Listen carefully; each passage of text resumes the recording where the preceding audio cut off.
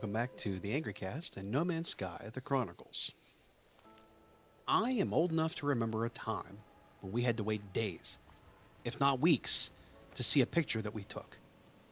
Growing up, I had a 35mm Instamatic camera that required sticking a flash cube, and I mean a cube with four sides to it with flashes on them, into the top.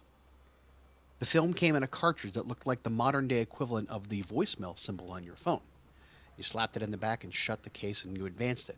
You pointed, shot the picture, and then had to manually advance the film by a dial on the top that clicked in place when you got to the next usable slot.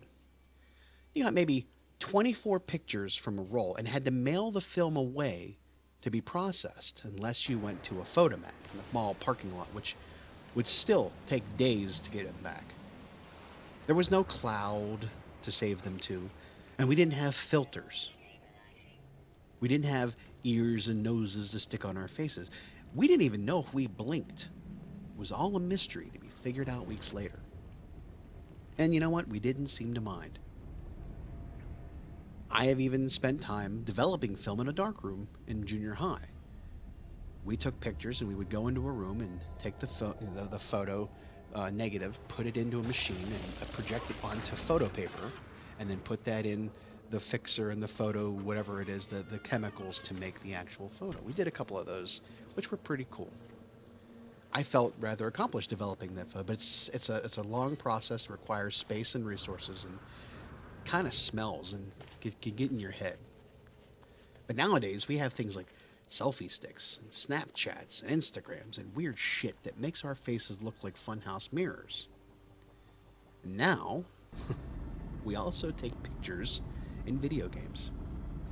Now, to be fair, taking a picture of your gameplay in a video game isn't a new concept. Long before there was a sharing or screenshot button on a game, some games required you to send in proof that you accomplished some feat or achievement. Somewhere in a shoebox is a blurry photo of my high score from the Atari 2600 decathlon taken prior to 1984.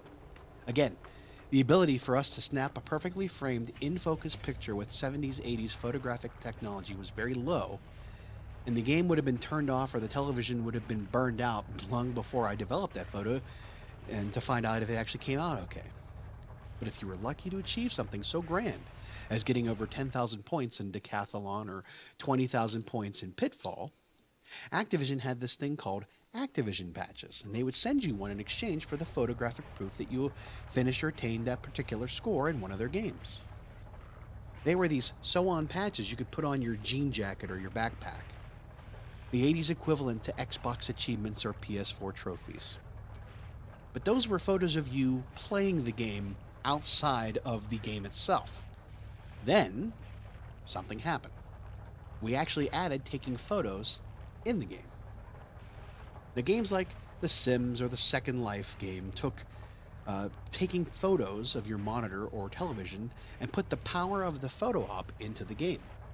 And Minecraft gave players a chance to screenshot so they could share their epic builds or biggest fails with other players. And other games offered this feature as part of the basic settings, some tongue-in-cheek, kind of like GTA 5, complete with selfie mode and filters and sharing capabilities. Others were more about sharing the environment, like Uncharted 4. But when you're immersed in a game like Uncharted or even GTA, having to stop and take time to set up a photo op to capture a moment seems kind of counterintuitive to the game itself. I can understand it in GTA 5 because it's more of a sharing aspect with you and your crew taking a, dope-ass photo in front of the Vinewood sign. But when Uncharted 4 came out, it brought this new gameplay feature to the decade-old franchise, and along with other ones that were pretty cool. But the first and last title on the 8th generation console wanted to tout the advanced graphics of the PS4 and the opportunity for players to take a moment and stop to look around at their environment, snapping a picture and adding filters and other added effects. It's a nice little thing to do, but again, I think it takes away from the rough and tumble puzzle-solving action of the game. I mean, cinematically, it was on par with the second game, which seamlessly blended cutscenes and in-game action, but touting the newest bell and whistle brought to the table as being able to Instagram your treasure hunt buried my interest for the game. But that's not to say that in-game photography isn't without merit. I mean, part of the initial gameplay of No Man's Sky is to scan and observe your surroundings, discovering new species of flora and fauna.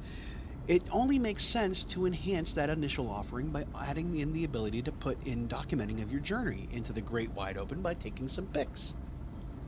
After all, even though we're unknown travelers caught in some weird metaphysical, philosophical mind screw about will and destiny, we're still tourists, exploring the universe.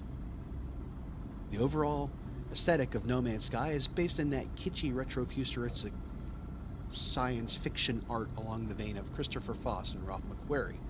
Those angles and flared pieces of architecture and the animals that look like they were placed in the cantina scene straight out of central casting from Jim Henson's Creature Workshop.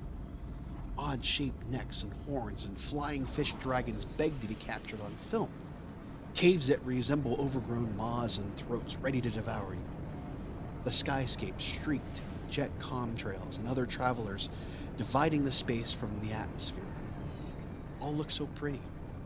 And now, with multiplayer added, Hello Games has given players the ability to gesture in order to help you communicate, or perhaps pose for a selfie. Saying thank you or help is just among some of the gesture you can do, as well as sitting among the flowing stalks of grass as you contemplate your place in the whole Nada and Polo or Atlas story. Your thoughts flash towards the meaning of all this. Hashtag pensive hashtag thoughts before falling asleep.